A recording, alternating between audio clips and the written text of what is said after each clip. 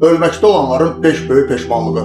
Bu məqalə 13 il öncə Avstraliyada bir xəstəxanada tibb bacısı işləyən Broli Ver adlı xanımın artıq ölüm diaqnozu qoyulmuş və xüsusi reanimasiya şöbəsinə yerləşdirilmiş xəstələrlə həyatlarının son 10-12-ci həftələrini yaşayan insanlarla səmimi söhbətlər əsnasında onların duyğularını, hisslərini və son fərqində olduqları keçən həyatlarından xatirələri bir məqalə şəklində toplamışdı və onu bir qəzetdə dərc etdirən tibb bacısı bu məqalənin böyük diqqətə səbəb olduğunu görərək sonradan bunu bir kitab halında dərc etdirmişdir. Ölməkdə olanların 5 böyük peşmanlığı isə bunlar idi.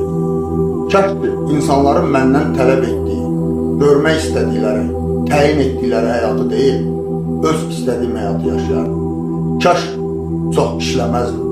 Kaş duyğularımı ifadə etməyə, deməyə cəsarətim olardı.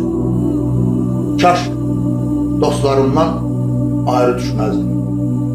Kaş özümə xoşbəxt olma, xoşbəxt həyat yaşama icazəsi verəydim. Bəs sən bugün son günün olsaydı nələrə peşman olardı?